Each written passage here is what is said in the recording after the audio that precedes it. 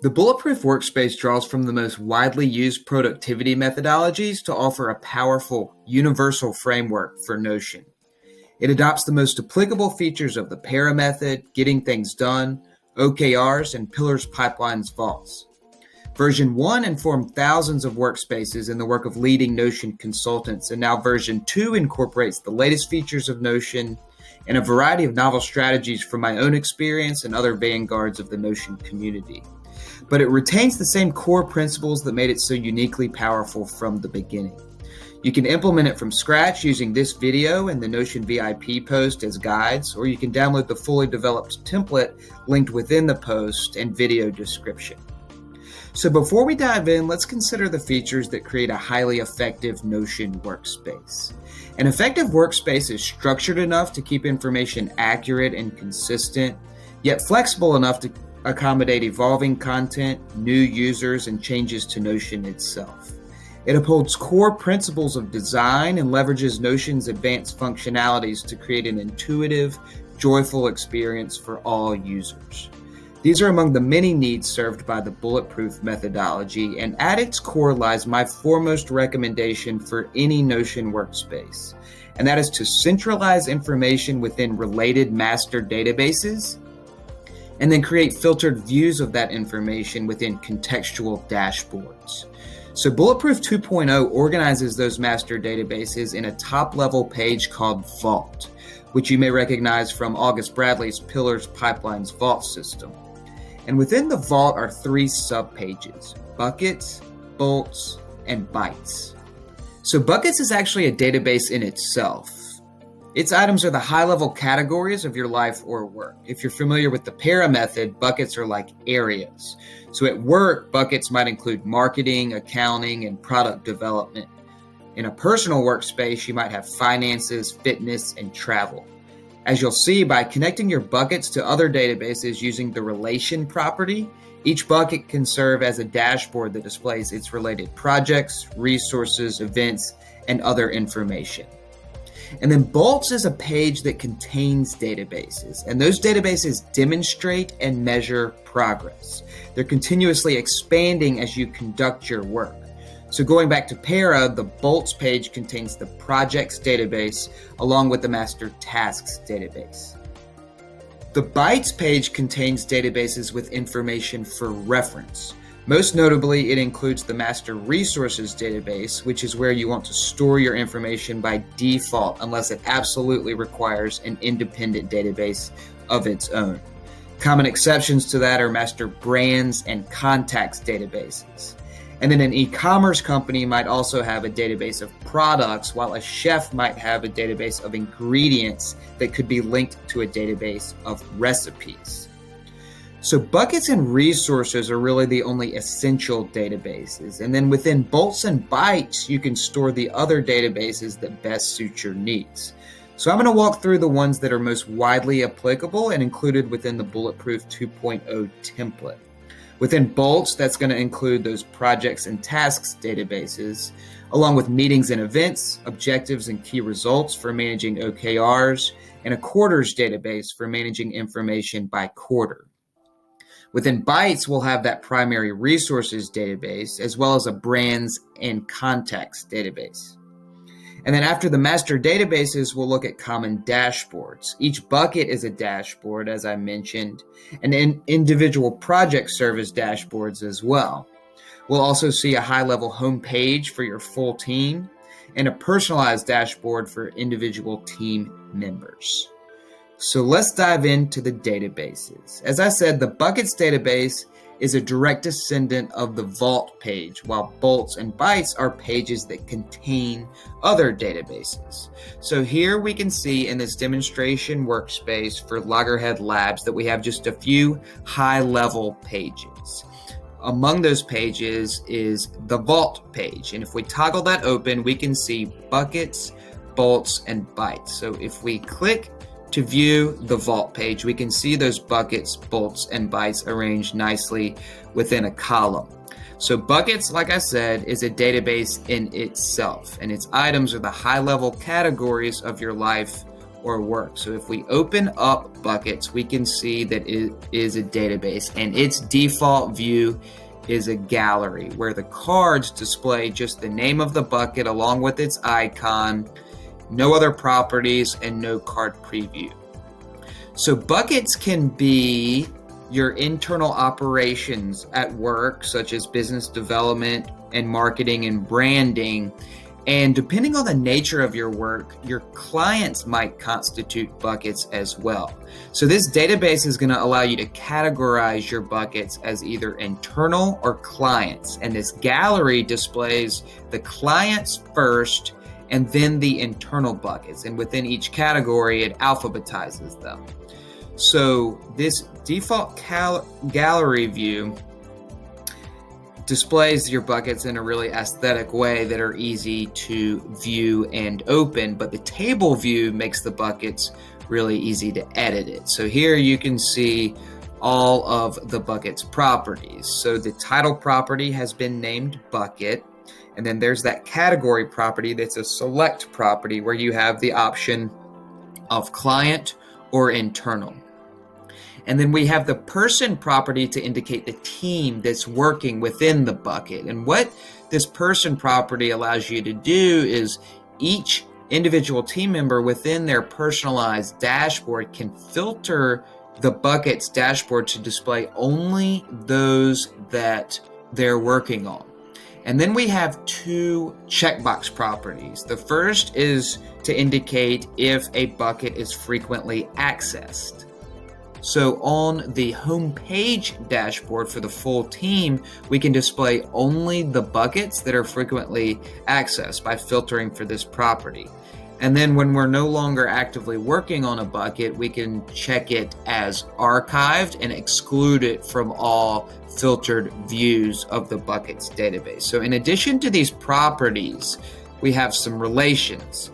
Because buckets serve as sort of the high-level categories of your life or work, it's related to a variety of other databases, including the brands database, the meetings and events database, the projects database, the objectives database, and the resources database, all of which we'll be reviewing here momentarily. And then we also have a roll-up property to pull in the contacts. And what this does is each brand is going to be tied to one or more contacts, as you'll see. And so what this roll-up property does is it pulls in all of the contacts that are related to the brands that are related to this buckets database.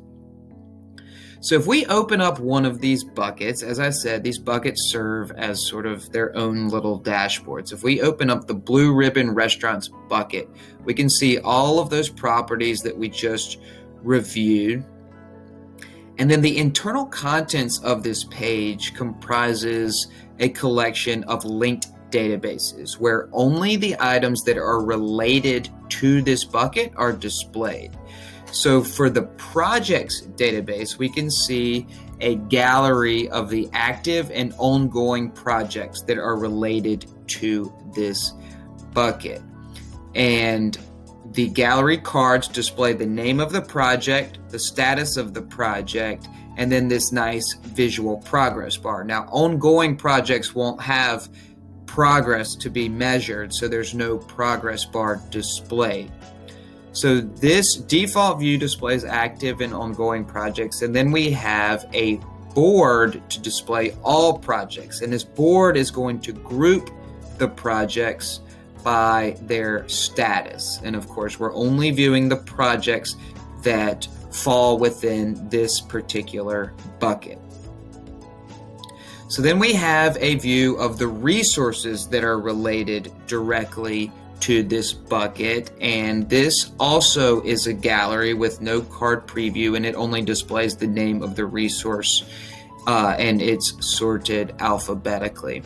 And then we have a view of the meetings and events database for the meetings and events that are associated with this bucket. The default view is a list of the meetings and events that fall within the current month, that is within the past month and within the upcoming month. We also have a calendar view. Now, I honestly don't care much for this calendar view because it basically eliminates the title when it's displayed in this condensed way with the time of the event. But because we're talking about meetings and events here, I kind of thought we had to include the calendar view. And if you're on a much larger screen most of the day, then this calendar view might work well for you.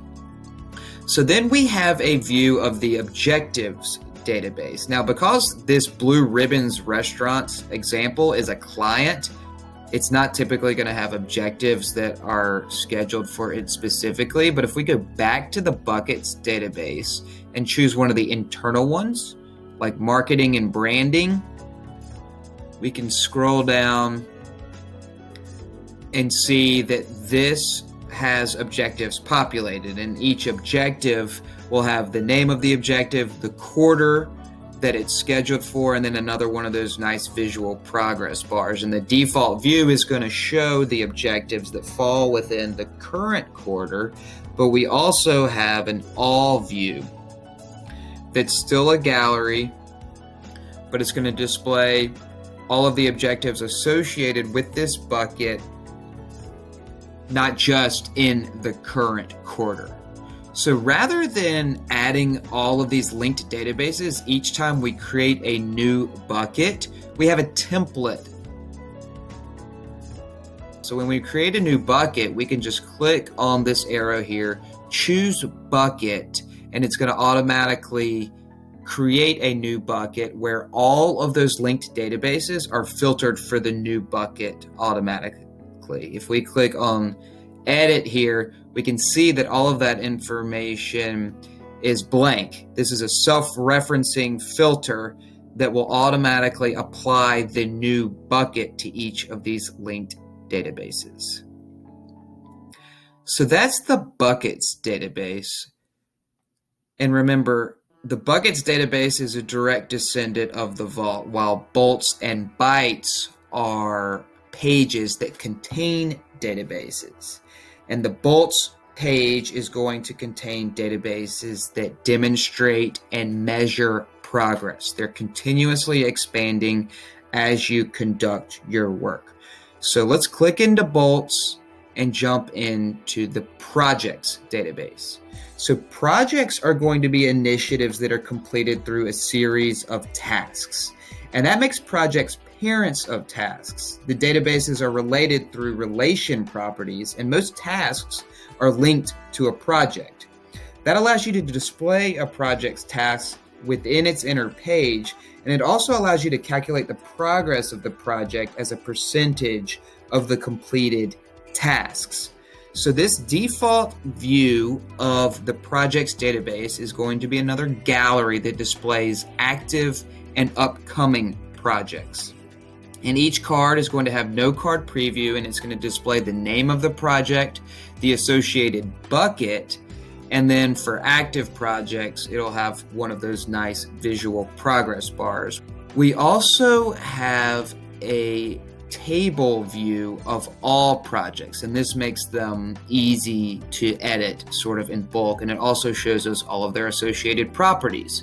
So the title property for projects has been named project, and then we have a relation property to relate each project to a bucket from the buckets database that we just reviewed. And then we have a select property to indicate the status of the project, and we can see that we have active, ongoing, planned, and complete as the four options. A date property allows us to specify the time frame of the project with a start date and an end date. And then here's another person property to indicate the project manager, along with another person property for the team. And again, this is going to allow each associated member to include their specific projects on their personalized dashboards. And then here's that nice visual progress bar. So you can see that this progress bar is a formula property, and it is referencing a roll-up property that we'll look at here in just a second. Let's open up a project to do that. So when we open up project A, we can see all of those properties that we just reviewed, along with a few additional relation properties. So projects, in addition to their relation to their tasks, are also related to resources, as well as meetings and events, and of course, their bucket as well.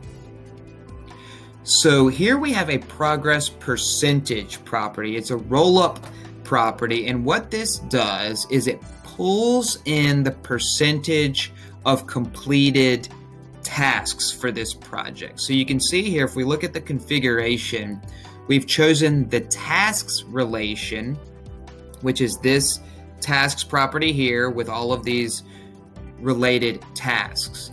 And for each of these tasks, we want to pull in the complete property, which is a checkbox property. And because it's a checkbox property, we can automatically calculate the percentage of checked checkboxes, which is an indication of the percentage of completed tasks. So that's what gives us our 77.8% here. And then this formula property takes this 77.8% and formats it as this nice visual progress bar. Now, I won't get into the details of how this is done. That's actually another post on Notion VIP and another video, but it's already pre-configured within the Bulletproof 2.0 template. And if you want to learn how it works, you can take a look at those other resources. But it is just kind of this complex formula here that takes this percentage and formats it this way, which displays really nicely within gallery cards. So if we scroll down into the inner page contents of this project, we can see some useful information. We have a space for links. And so this is intended to include, you can include link to page blocks, or you can include web bookmarks to external information that you might want to reference as you complete this project. And then we have a linked database that's linking to the resources database. So this is going to display as a gallery all of the resources that are related to this project. And it displays just their title that makes them easy to identify and click as needed. And then most importantly, we have a linked database for our tasks associated with this project. Now, the default view is going to be a list that sorts the tasks by their due date. And it's also going to include the person that the task is assigned to, along with that complete property, that checkbox property that's used to calculate the progress of the project. So we also have a table view of tasks, which makes them a little bit easier to edit. So scrolling down further, we have a section for notes. So as you take notes within your project, it's nice to keep them organized within toggles. So there's a placeholder for the first sort of toggle category. And then lastly, we have a linked database for the meetings and events that are associated with this particular project. And the default view is a list, and it shows all of the meetings and events that occur within the previous month or the upcoming month. And then we also have another one of those calendar views because we're working with meetings and events. So just as we saw in the buckets database, the projects database also includes a template for populating all of this helpful information automatically when you create a new project. So within this little arrow next to the new button, we can see that we have a project template, and when you click that project template, it'll automatically include all of that helpful information for your new project.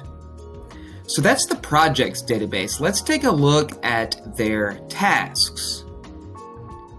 So because tasks are typically viewed within their projects and on personalized dashboards, you really don't need to worry about the view of the original task database. So we just have a standard table here that makes tasks easy to edit in bulk, and you can see all of their associated properties. So the title property is going to be called task, and then we have a person property to indicate the person responsible for completing the task. And again, this is going to allow those individuals to include their assigned tasks within their personalized dashboards. And then a date property shows when the date needs to complete it. It's due date. But we have another date property to show the due date, the DO date. And this is a strategy I love from my friend August Bradley. So whereas the project manager can indicate when the task absolutely must be completed, the person responsible for completing the task can indicate when they plan to complete it and then sort by that DO date that makes their task management easy. So then we have a checkbox property to indicate when the task has been completed. And again, this is going to inform the progress of the parent project.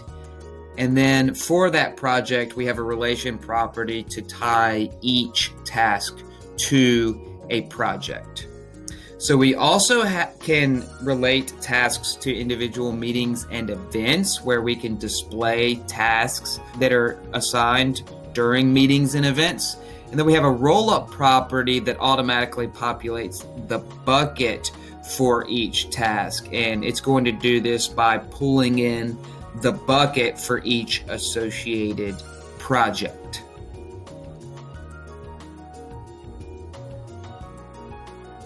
So let's move on to objectives. Now, you're likely familiar with the OKR system of managing goals. It was born out of Intel and then popularized in the 90s by Google. And there's a post on Notion VIP with more detail, but basically each OKR comprises an objective and multiple key results. And therefore, we have a master objectives database and then a key results database. And they're related through relation properties. And just as projects are parents of tasks, objectives are parents of key results. So objectives are ambitious goals, typically with an achievement rate around 70%, and they're typically set quarterly. So this objectives database is also related to the quarters database, which allows you to view filtered objectives within each quarter. So this default view of the objectives database is going to be a gallery that displays all of the objectives within the current quarter. So it's going to show the name of the objective, a nice visual progress bar, and then it also includes this related quarter. And another view displays all objectives in the same format and arranged chronologically.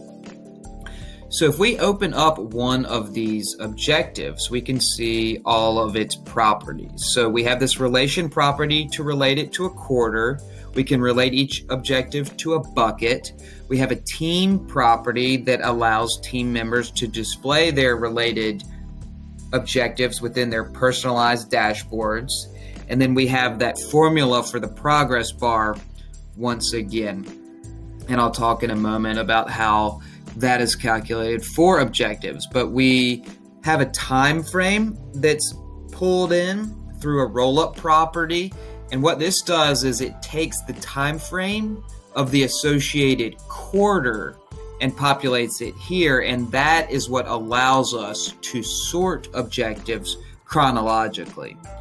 And then we have another roll-up property that pulls in the current checkbox for the associated quarter as well, so that we can display only the current objectives. And that's a much quicker method of filtering than configuring a filter for a date that falls within the time frame. So then, of course, we have the related key results for this objective as well. These would be the children of this objective. So the way that the progress percentage property, this roll-up property, is going to create its calculation is based on the progress of the individual key results. So as you'll see in the key results database, we have a formula that calculates a percentage based on the progress of the individual key result. And what this roll-up property does to calculate its percentage is it averages the associated key results. So you can see here that when we go into our configuration, we choose the key results as the relation, which is this relation property. And for that related database, we want to choose its progress property, which we'll look at. And in this case, we want to average all of the progress properties for the associated key results, which gives us an overall progress of the objective.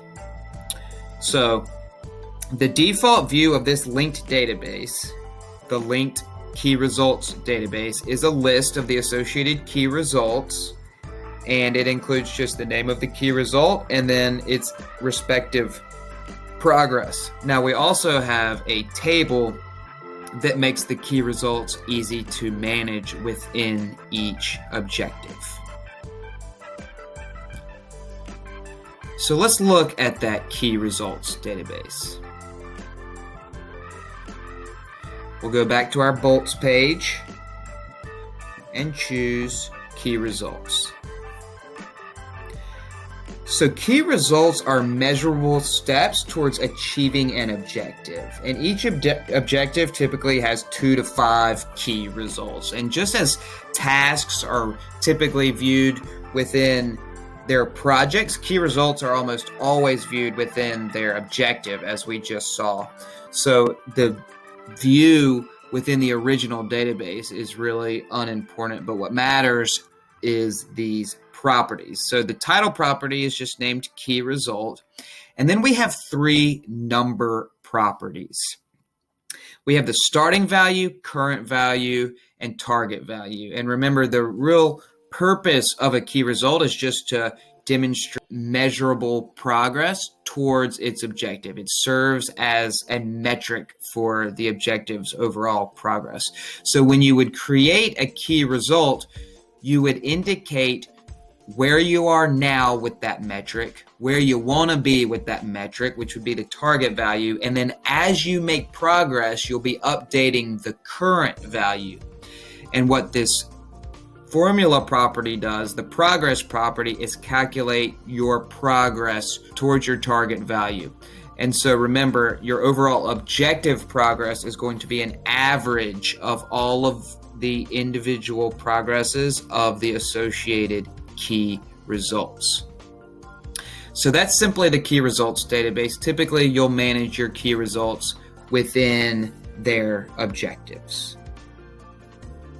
So let's look next at quarters, since we're talking about OKRs. Now, having this quarters database is going to allow you to view your information by quarter. Within the Bulletproof 2.0 workspace, that includes just objectives, but you can really use quarters to organize any of your information, and not just quarters. You could also have a database of years, months, and even days to view your information in really helpful ways. So this default view of the quarters database is a gallery, and it displays the name of the quarter along with its time frame, and that time frame is going to serve as the method of sorting.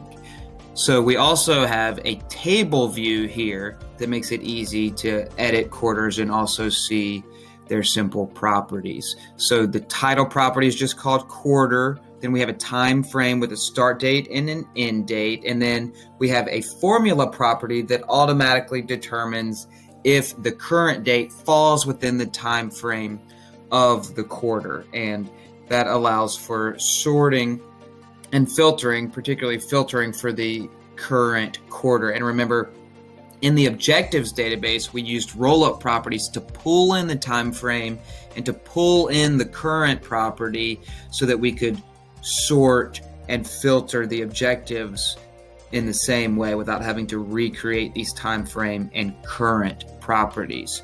So this quarters database is linked only to the objectives database, but if you were to be managing other information by quarter, you could relate it to this database and then display linked views within the quarters pages. So if we open up this quarters page, we can see a linked view of the objectives database, and it's going to display it as a gallery along with its visual progress bar and associated bucket.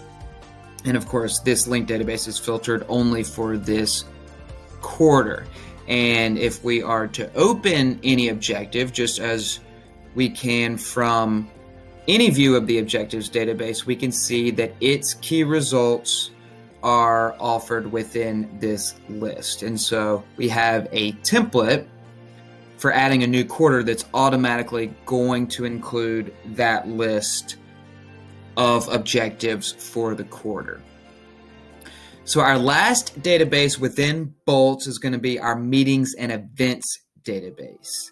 And the default view of the meetings and events database is a list, and it's sorted by the when property, which we'll see in a second, but when the event occurs, and it includes the name of the event, it includes that when property, and also the associated bucket.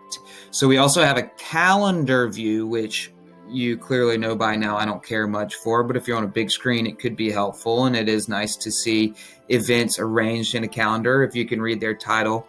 And then we have our table view that makes all of the events easy to edit and also see their properties. So we can see that the title property is named event. We have that when property, which is a date property, and in some cases you may want to specify just the date.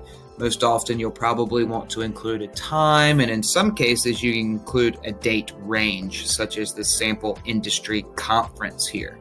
Then we have a text property to describe where it is. It could be a physical location, or for a virtual conference it might be a URL. Then you can include attendees as well, and as we see with all of our person properties, allows those individuals to include their associated meetings and events within their personal dashboards. Then we have a relation property to indicate the bucket that the event falls within. And then we can also relate each event to a project. So when we open up those projects as their own little dashboards, we can see a list of the events associated with it. Now, if we open up any of the events, you can see that it contains some helpful information for conducting your meetings. So you have an opportunity to construct an agenda in advance of the meeting. If you want to include any external information, you can include link to page blocks or web bookmarks within the references section. And then during the meeting, you can take notes, and you may or may not want to use toggles within that notes section, and you can assign action items as well. So this is a template, and it's called a simple meeting. But we also have a template for formal meetings. So if we look at the way that that is constructed, it's going to include a little bit more detail. So in advance of the meeting, you can define the purpose of the meeting and any objectives that you want to accomplish. Again, you can include references, link to page blocks or web bookmarks. And then for the agenda, it's actually an internal table, and you can define the topic, you can assign a leader, and then you can also assign a duration of each topic to make sure that you're staying on schedule. And then once again, you have a notes section. And then for the action items, you have a linked view of the tasks database where you can actually create new tasks during the meeting. And that is why we have our tasks database related to this meeting and events database, so that we can actually create tasks that are associated with each meeting or event, and this is going to add them directly to the actual tasks database that each team member will be able to include within their personal home pages. So within this view here, we have that responsible property that's included with all tasks, so that individuals can filter their tasks associated not only with projects, but also with meetings and events within their personalized home pages. So let's move on to the Bytes page. And remember, the Bytes page contains databases with information for reference, the most important of which is the resources database. And unless you have an obvious need for an additional master database, all of your referential information should live within your resources database. So that includes standard operating procedures and guides of various types, and training materials and onboarding procedures, and legal, HR, and financial documents. But when you have a collection of items with shared properties, it may warrant its own master database within the Bytes page, especially if it would be helpful to display views of that database within buckets, projects, and other databases. So as I mentioned, brands and contacts are common examples that we'll review in just a moment. But again, a chef might have an ingredients database that's related to a recipes database, or an e-commerce store could have a database of its products. So let's jump into that resources database. And you can see that the default view here is going to be a board of resources grouped by their category. So as I mentioned, your resources database is very likely to include standard operating procedures, guides, training, and onboarding materials, and so forth. So by categorizing them that way, you can display them in this nice board view. And the cards display just the name of the resource along with the bucket that resource is related to. So we also have a table view that makes these resources easy to edit in bulk and to see all of their properties. So the title property is going to be named resource, and then we have the relation property to assign a bucket to it. And of course, within that bucket inner page view, we have a list of the related resources. So this is a place where you can establish that relation. And then in order to achieve that category board, we have this select property for the category. And you can see that we have a handful of options here, which of course you can customize on your own. Sometimes it's helpful to include a description with each resource. And then this person property, the users of the resource, is going to allow those individuals to display the resources within their personalized dashboards. Now, oftentimes you may want to attach a file to your resource, and here's a place where you can do that within this files and media property. And then just like we did with buckets, we have frequent and archive checkboxes. So frequent will allow you to choose which resources to display on your home page, and then archive will allow you to exclude resources within filtered views. And then resources can also be related to projects so that you can display the related resources within the inner pages of those projects. So that's typically the way that you'll view these resources, is within the buckets and within the projects and within the dashboards. So you don't necessarily need to spend a lot of time on these views here, but if you do find yourself accessing the database directly, you might also consider creating additional views by specific categories. So that is the resources database, and that could actually be a full topic on its own, how you actually utilize this to centralize all of your resources of various types. But the more you can consolidate it, the more intuitive and sustainable your workspace is going to be. So let's go back to our Bytes page and move on to brands. So the brands database centralizes companies, nonprofits, and organizations of all kinds. And depending on the nature of your work, that may include customers, partners, vendors, and manufacturers. And brands can be linked to individual contacts, products, and other types of content, which is going to allow you to filter and view that content in helpful ways by brand.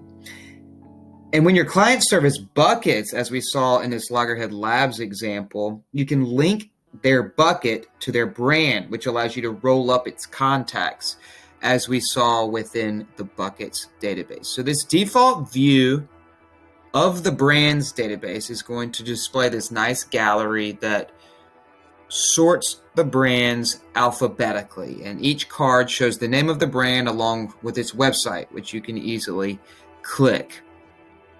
So we also have a sales pipeline, and this allows you to use the brands database as your sales CRM. Now, a conventional CRM may have an independent database for deals or opportunities, but in my experience, I find that it works perfectly well to use the brands database as your sales CRM, and that further consolidates your information for simplicity and sustainability.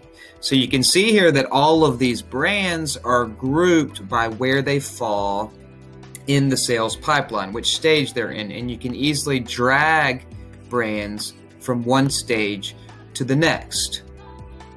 So if we open up one of these brands, we'll be able to see its associated properties. So each brand can have one or more categories, So you can see here that we have clients, partners, vendors, and then we have prospects. So a prospect is going to be part of the sales pipeline. So a prospect not only will be labeled as a prospect, but it will also be assigned a stage in the sales pipeline within this other select property. And that's where it will display within the sales pipeline that you're using as a sales CRM. So of course, each brand is going to have a website. You can enter the brand's address. You can assign the brand a bucket. So when you have an established client that also serves as a bucket, here's where you can create that link. And what that's going to allow you to do is pull in the brand's contacts into that bucket, like we saw. And then this brands database is also related to the contacts database, which we'll look at next.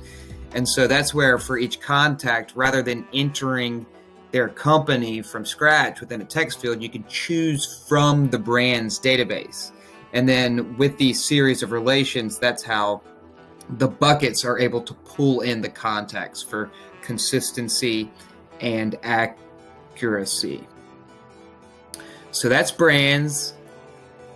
And our very last database here is the contacts database. So of course, contacts are going to represent individual people. And this default view is a gallery that sorts all contacts by their last name, and it displays the brand that they're related to, their email address, and their mobile phone number. So this gallery view is nice to look at and easy to click on for additional information about each contact. But this table view is easy to edit in bulk and also to view the various properties of the contacts. So the title property we call the full name, and then we have additional properties for the first name and last name because it can be helpful to have those separated when you're creating mail merges and other tools where you want to personalize messaging. And then, of course, we can relate each contact to a brand, which will typically be the contact's employer. We have the email address, the mobile number, the address here, the physical mailing address if you want to enter that, a birth date, and you can also use Notion's reminder feature if you want for each birth date so that you can pass along gifts and best wishes to your contacts. You can include the LinkedIn profile and the headshot. So the headshot's going to be especially useful because you can then create galleries that utilizes the headshot. So we have in this last view here, Team Loggerhead, a gallery that as a card preview uses the headshot as the image of the card preview so that it creates this nice visual gallery, which you can do easily for internal teams, but you might also be able to do it for partners and contractors that you work with closely. It creates a little bit more of a personal experience. So with that is our last database. We are able to move on to the contextual dashboards, which is typically how you're going to be viewing all of the information that you store within the vault. So we looked at buckets, and their internal page contents really serve as a form of contextual dashboards with all of those linked databases within that. And the projects did as well. We were able to see all of the related information for each project within its inner page contents.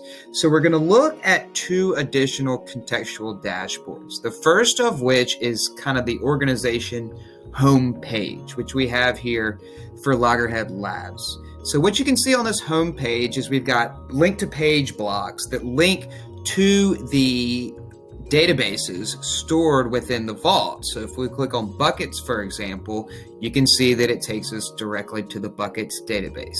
And the same is going to go for contacts or any of these others that we click on. And because this was the last view that we viewed, we see our Team Loggerhead view, but typically the default view is going to be the top one, which is the gallery.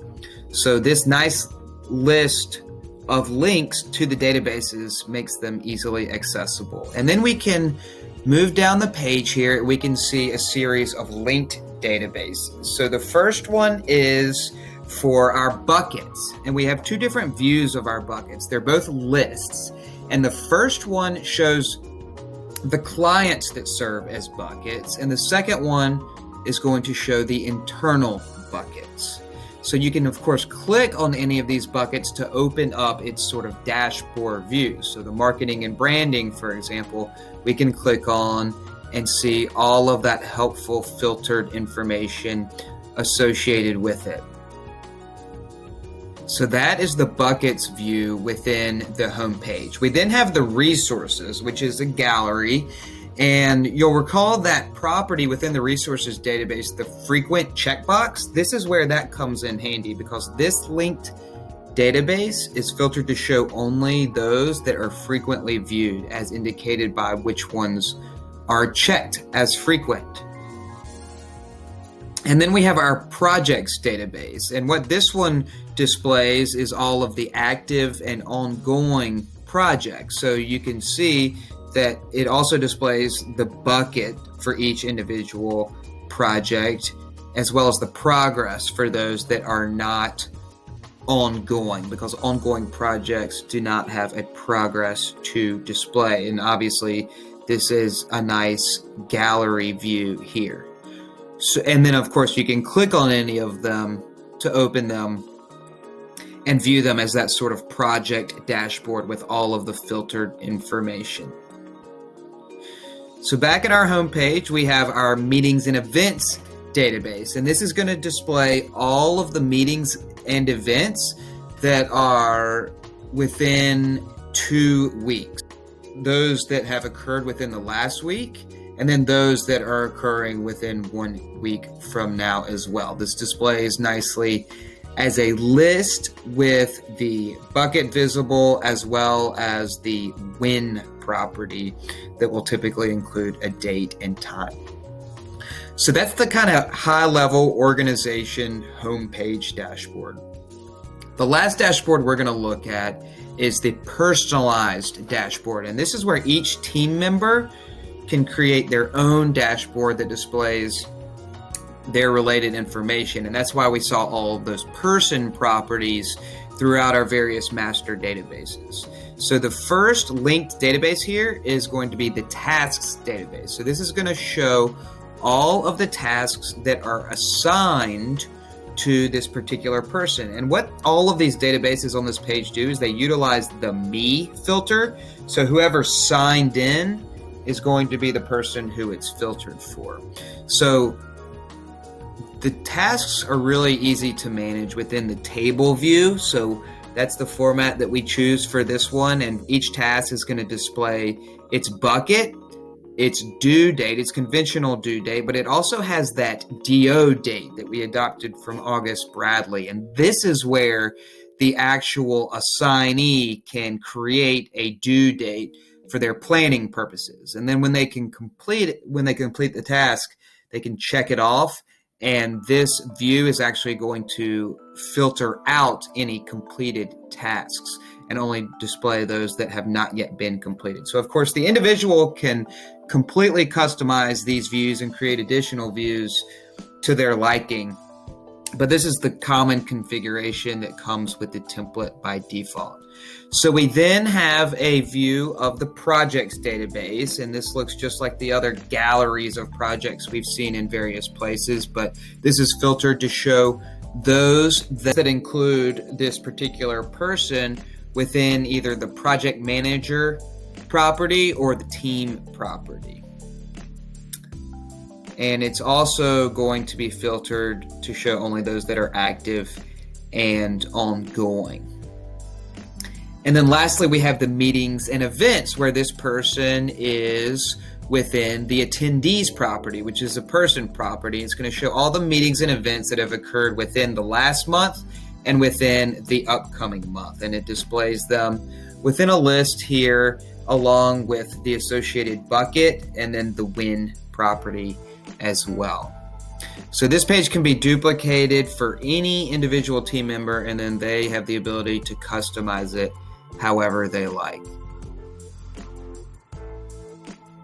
And the final piece of the Bulletproof Workspace 2.0 is the inbox. Now, each member of your workspace will have their own independent inbox page stored privately, and it serves as sort of a bullet journal where throughout each day they can record notes and thoughts and items to remember and to-dos that emerge. And then at the end of each day, they can distribute that information to its proper places. So with that, we have taken a full tour of the Bulletproof Workspace 2.0. I thank you so much for using it to inspire your own workspaces. As I said, you can use this video and the Postal Notion VIP to guide your construction from scratch, or you can grab the template in the link within the video description, also linked within that Notion VIP post. And I very much look forward to seeing what you do with it.